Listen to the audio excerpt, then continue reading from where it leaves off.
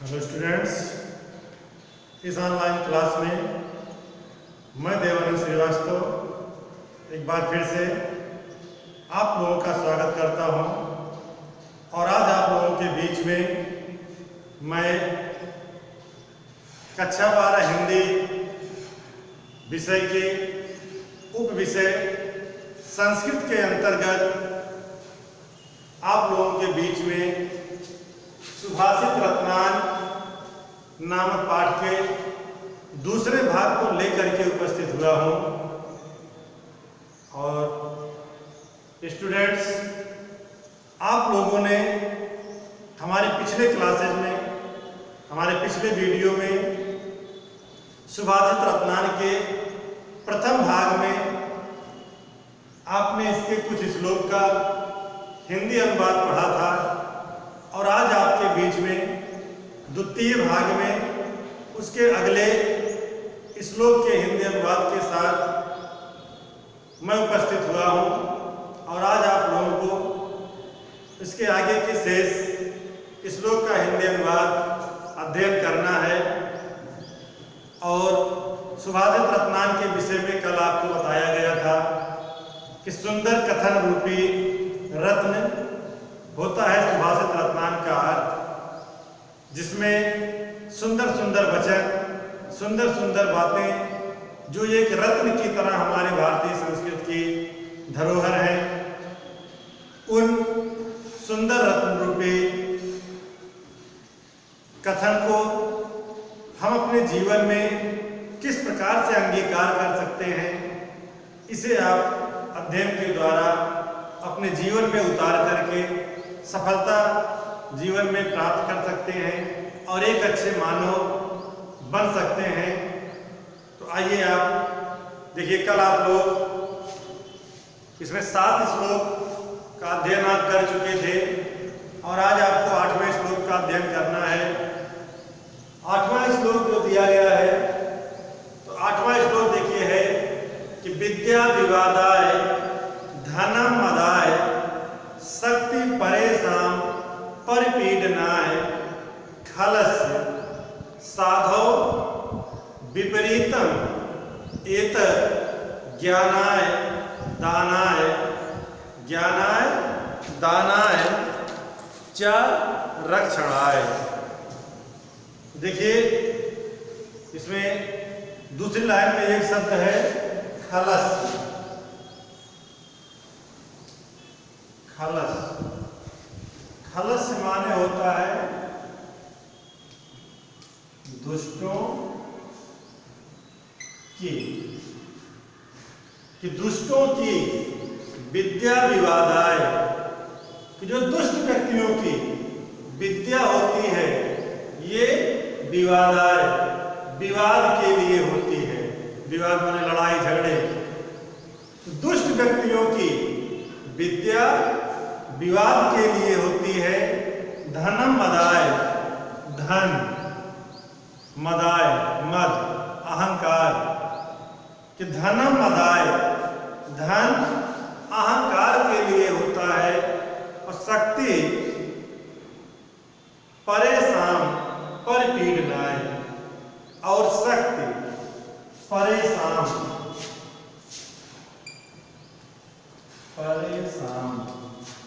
परेशान माने दूसरों को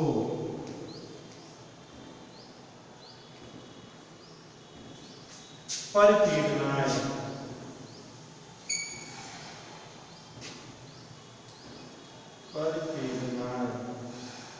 माने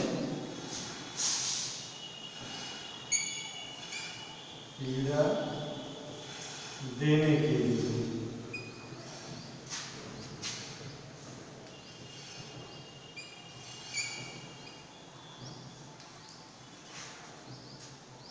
दुष्ट व्यक्तियों की विद्या विवाद के लिए, धन अहंकार के लिए, और शक्ति दूसरों को पीड़ा देने के लिए, दूसरों को कष्ट देने के लिए होती है। तो इतनी बात स्पष्ट हो गई कि जो दुष्ट व्यक्तियों की विद्या होती है वो विवाद के लिए होती है। दुष्ट व्यक्तियों का धन अहंकार के लिए होता है, और दुष्ट व्यक्तियों की शक्ति दूसरों को कष्ट देने के लिए होती है। एतत् विपरीतम, इसके विपरीत साधो, साधो माने सज्जन, इसके विपरीत सज्जन व्यक्तियों की, इसके विपरीत सज्जन व्यक्तियों की विद्या ज्ञानाय, विद्या ज्ञान के लिए होती है, धनम दानाय, धन दान के लिए होता है, और शक्ति च रक्षणाय, और शक्ति रक्षणाय, दूसरों की रक्षा के लिए होती है। तो दुष्ट व्यक्तियों में और सज्जन व्यक्तियों में यह अंतर होता है कि दुष्ट व्यक्ति अगर विद्या प्राप्त कर लेगा तो उसकी विद्या विवाद के काम में आएगी, लेकिन अगर सज्जन व्यक्ति विद्या प्राप्त करेगा तो उसकी विद्या ज्ञान को बढ़ाने के लिए, दूसरों को और अधिक ज्ञान देने के लिए काम आएगी। दुष्ट व्यक्ति अगर धन प्राप्त कर लेगा तो उस धन के ऊपर वो अभिमान करेगा, अहंकार करेगा, लेकिन सज्जन व्यक्ति के पास अगर धन आ जाएगा तो वह उसका दान करता है। दुष्ट व्यक्ति के पास शक्ति आ जाएगी तो अपनी शक्ति के द्वारा वो दूसरों को पीड़ा पहुंचाएगा, दूसरों को कष्ट पहुंचाएगा, लेकिन अगर एक सज्जन व्यक्ति के पास शक्ति आ जाएगी तो वह गरीब, असहाय और पीड़ित लोगों की रक्षा करेगा। तो उसकी जो शक्ति होती है वो दूसरों की रक्षा के लिए होती है। तो ये दुष्ट व्यक्ति और सज्जन व्यक्ति में यही सबसे बड़ा अंतर होता है। और इसके बाद अगला श्लोक देखिए कि सहसा विदधीत न क्रियाम अविवेक परम आपदाम पदम वृणुते ही बिंबृष्ट कारिणम गुण लुब्धा स्वयं एव संपदा। कि सहसा विदधीत न क्रियाम, सहसा, सहसा माने होता है बिना विचार किए,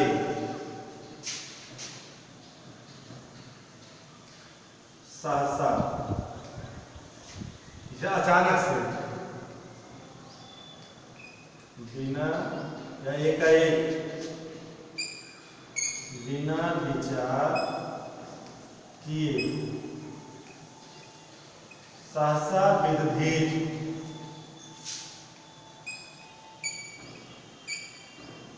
विदधीत,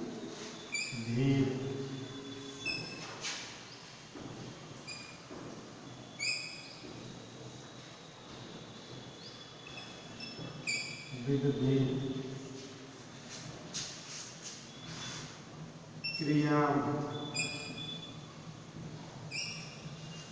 काल,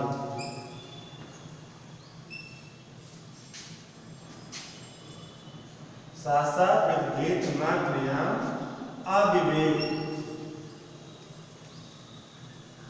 अविवेक अज्ञान, अविवेक परम आपदाम, आपदाम आपत्ति,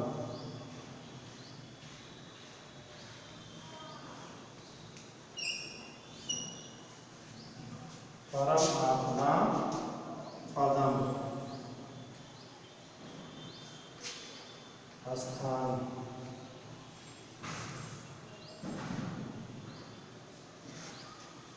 तो सहसा विदधीत न क्रियाम, सहसा विदधीत न क्रियाम अविवेक परम आपदाम पदम।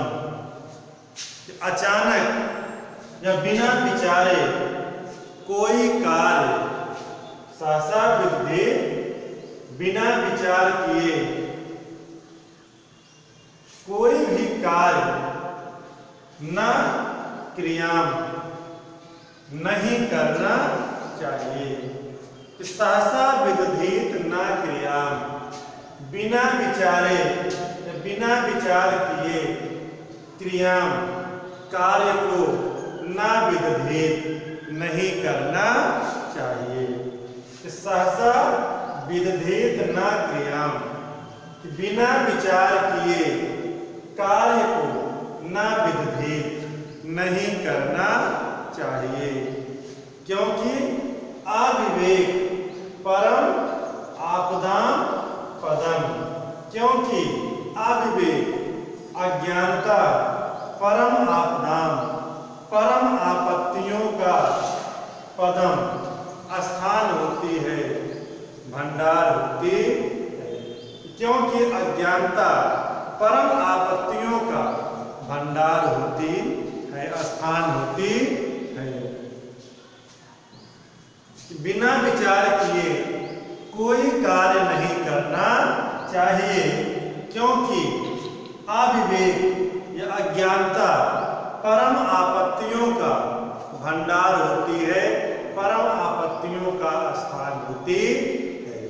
अगर हम अज्ञानता में बिना विचार किए कोई भी कार्य करते हैं तो उस कार्य को अगर हम करते हैं तो उसमें हमें सफलता नहीं मिलती है, बल्कि उसके बदले में हमें तमाम तरह की आपत्तियों का सामना करना पड़ता है, तमाम प्रकार की कठिनाइयों का हमें सामना करना पड़ता है।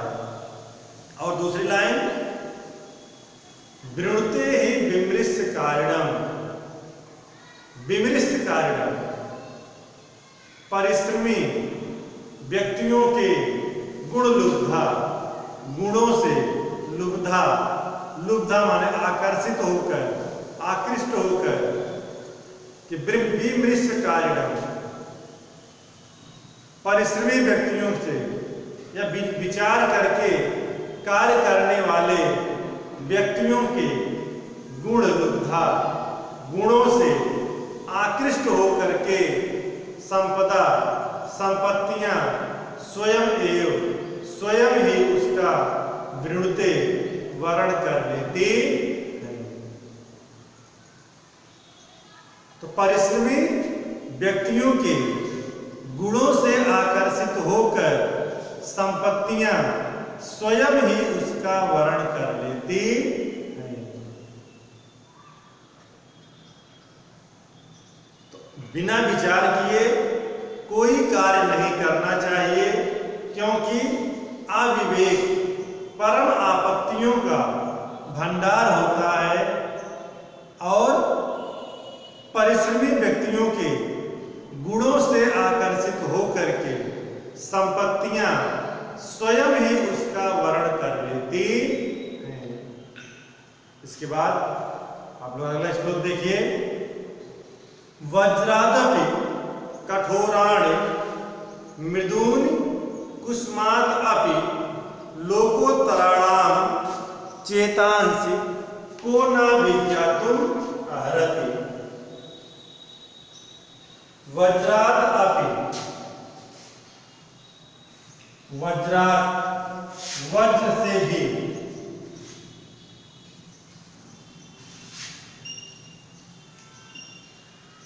वज्रात् माने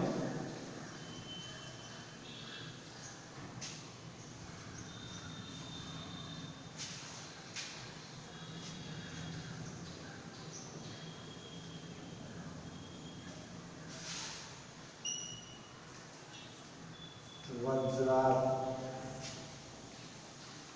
वज्र, वज्रात् अपि कठोराणि, कठोर, मृदूल,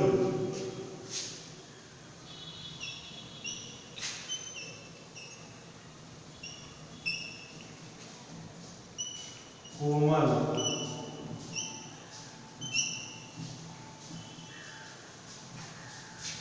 वज्रात् अपि कठोराणि, वज्र से भी अधिक कठोर, और मृदूल अपि, मृदूल कुसुमात् अपि, कुसुम पुष्प, पुष्प से भी अधिक मृदुल, कोमल। तो वज्रादपि कठोराणि, वज्र से भी अधिक कठोर और पुष्प से भी अधिक कोमल। लोकोत्तराणाम, अलौकिक, लोकोत्तर माने अलौकिक, अलौकिक महापुरुषों के या अलौकिक व्यक्तियों के चेतांश मन को न विज्ञातुम अर्हति, कौन जान सकता है। विज्ञातुम अर्हति माने होता है जानना, जान सकता है। तो जो अलौकिक व्यक्ति हैं या अलौकिक महापुरुष हैं, उन अलौकिक व्यक्तियों के चित्त को अर्थात उनके मनोभावों को कौन जान सकता है, अर्थात कोई भी नहीं। तो वज्र से भी अधिक कठोर, पुष्प से भी अधिक कोमल, अलौकिक व्यक्तियों के चित्त को, अलौकिक व्यक्तियों के मन को कौन जान सकता है। जो अलौकिक व्यक्ति हैं, उन अलौकिक व्यक्तियों का जो हृदय है वो कोमल भी होता है और कठोर भी होता है। किसी के लिए कोमल तो किसी के लिए कठोर। तो ऐसे जो अलौकिक व्यक्ति होते हैं, उन अलौकिक व्यक्तियों के चित्त को, उनके मन को, उनके मन के विचारों को कोई भी संसार में जान नहीं सकता है।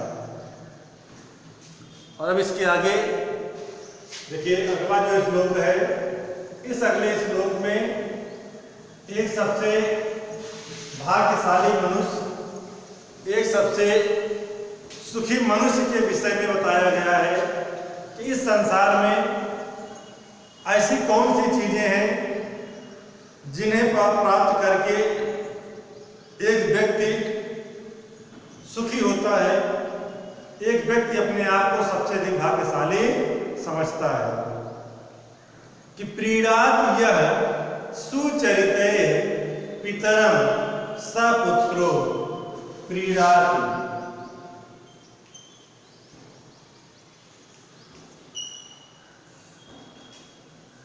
प्रसन्न,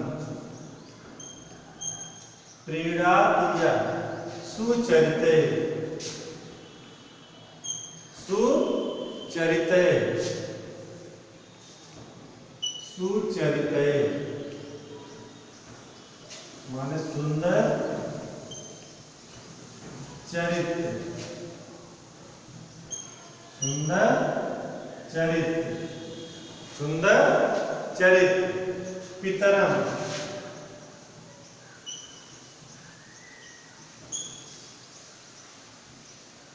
पिता। तो प्रीणात यह सुचरिते, सुचरिते पितरम सपुत्र, यह मान जो अपने सुचरिते सुंदर चरित्र से या सुंदर आचरण से, कि जो अपने सुंदर चरित्र से पिता को प्रसन्न करता हो, सपुत्रो, वैसा पुत्र। जो अपने सुंदर चरित्र से पिता को प्रसन्न करता हो, ऐसा पुत्र। और यदि भर्तुः एव हितम इच्छति तत्कलत्रम,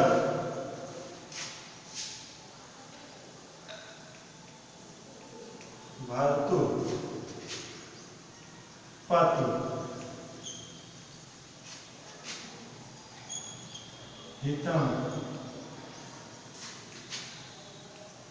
हित या कल्याण,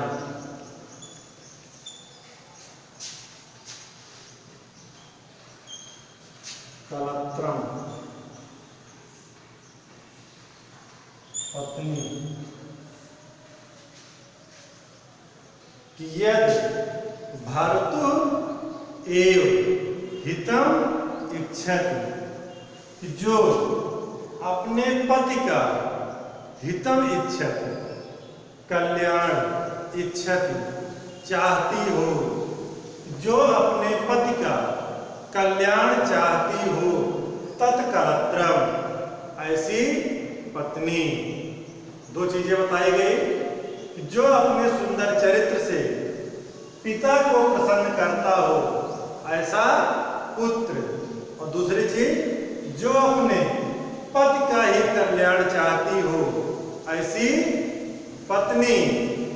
और तीसरी चीज जो सबसे महत्वपूर्ण है कि तत्मित्रम आपत्ति, तत्मित्रम आपद,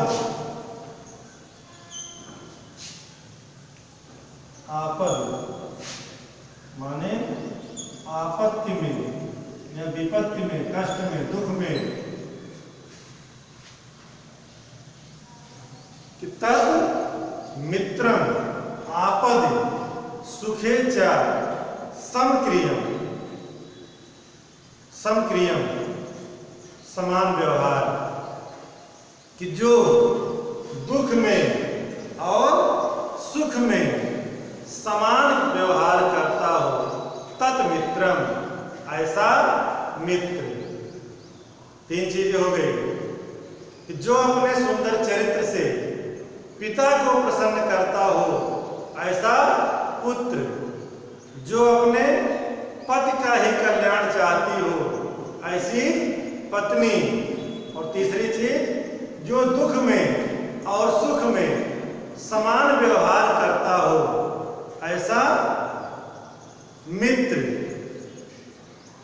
एतत् त्रयम, ये तीनों, त्रयम माने तीन, ये तीनों जगत संसार में पुण्य कृतो भाग्यशाली लोग ही लभंते प्राप्त करते हैं। अर्थात ये तीनों चीजें जो बड़े सौभाग्यशाली लोग होते हैं, उन्हीं को प्राप्त होती हैं। तो बात फिर देखिए, जो अपने सुंदर चरित्र से पिता को प्रसन्न करता हो, ऐसा पुत्र, जो अपने पति का ही कल्याण चाहती हो, ऐसी पत्नी, जो दुख में और सुख में समान व्यवहार करने वाला हो, ऐसा मित्र। ये तीनों इस संसार में सौभाग्यशाली लोग ही प्राप्त करते हैं, या सौभाग्यशाली लोगों को ही ये तीनों चीजें प्राप्त होती हैं। और अब आप लोग इसके अगले श्लोक का हिंदी अनुवाद देखिए।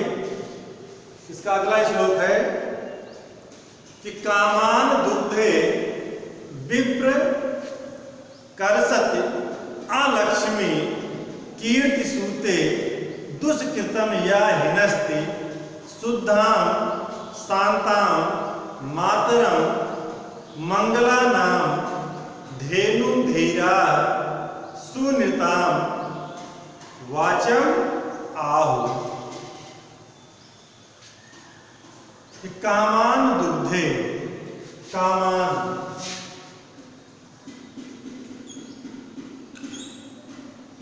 माने कामनाओं को,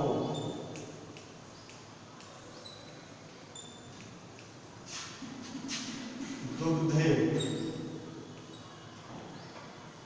दुग्धे, दुग्धे माने पूर्ण करने वाली, पूर्ण करने वाली। विप्र करसत आलक्ष्मी,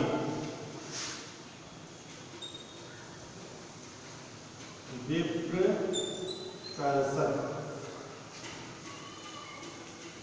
दूर करती है, आलक्ष्मी माने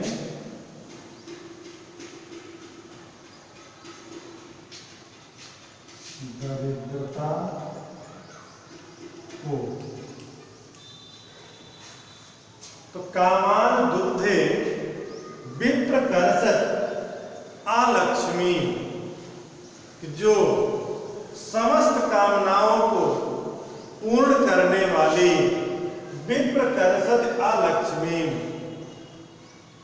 अलक्ष्मी दरिद्रता को विप्रकर्षद दूर करने वाली है, जो समस्त कामनाओं को पूर्ण करने वाली, दरिद्रता को दूर करने वाली, कीर्ति सूते, कीर्ति माने तो यश, सूते माने जन्म देना, कीर्ति सूते यश को जन्म देने वाली, दुष्कृत्य चा हिनस्ति, दुष्कृत्य का हिनस्ति नाश करने वाली। सूते, सूते माने होता है जन्म देने वाली और हिनस्ति,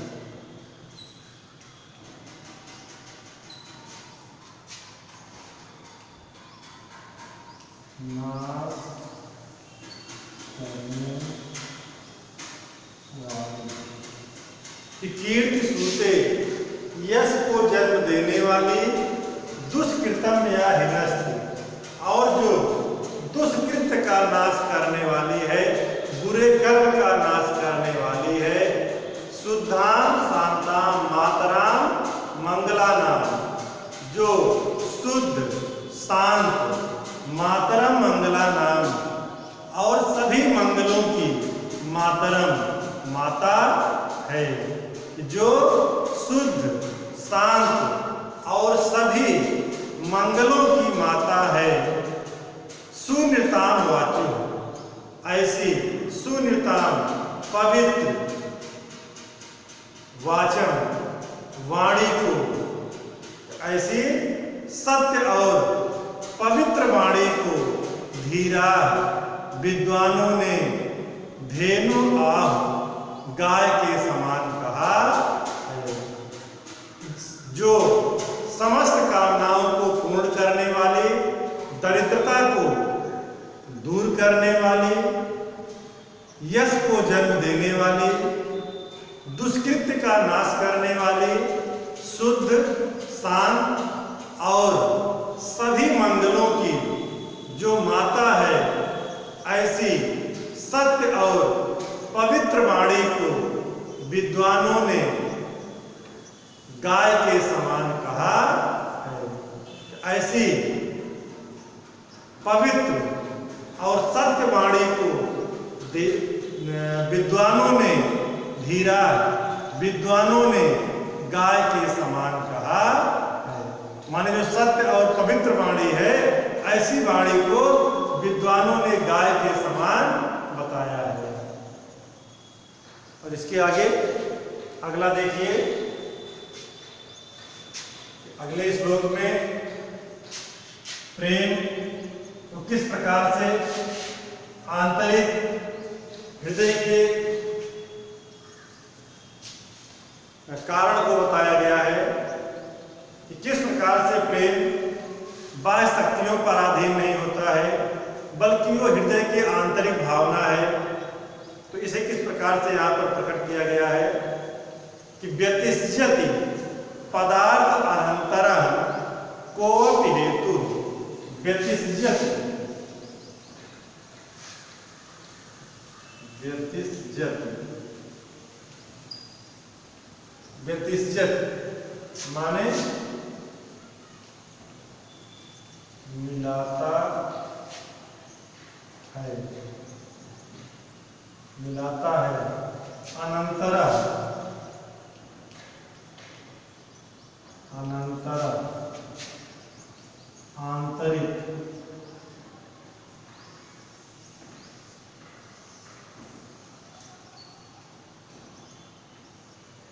आंतरिक कि व्यतिष्यत पदार्थ, व्यतिष्यत पदार्थ अनंतरः कोऽपि हेतु कि पदार्थों को, पदार्थों को कोऽपि कोई अनंतर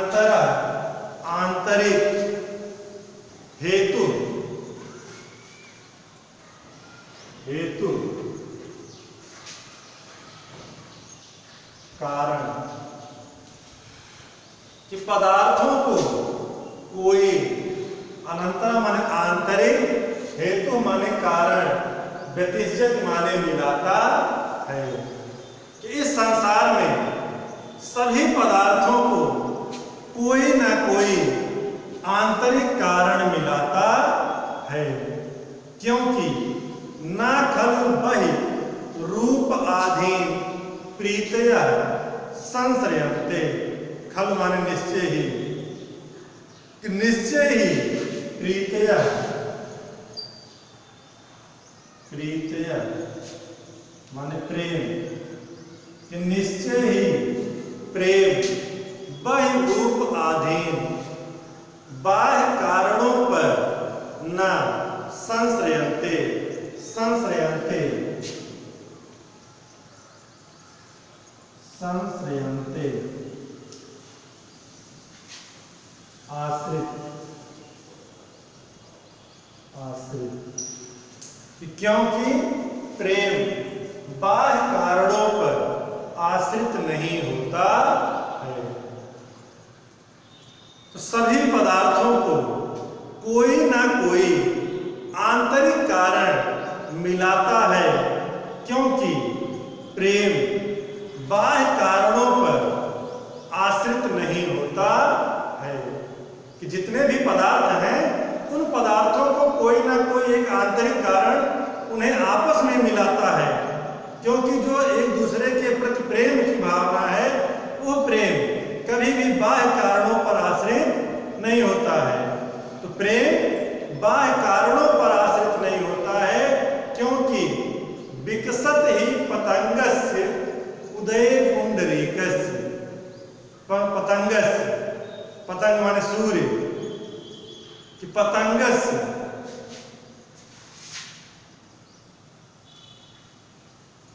पतंग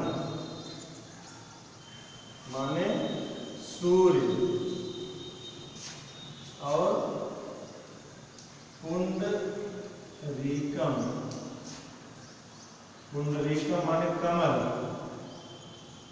कि विकसत ही पतंगस उदय पुंडरीकम। पतंगस सूर्य के उदय, उदय होने पर, कि सूर्य के उदय होने पर ही विकसत पुंडरीकम कमल विकसित होते हैं। देखिए जो आंतरिक कारण की बात की गई है कि सूर्य और कमल का कोई ना कोई आंतरिक कारण अवश्य है, इसीलिए जब सूर्य का उदय होता है तभी कमल खिलते हैं। कि विकसत ही पतंगस उदय पुंडरीकम, क्योंकि सूर्य का उदय होने पर ही कमल खिलते हैं।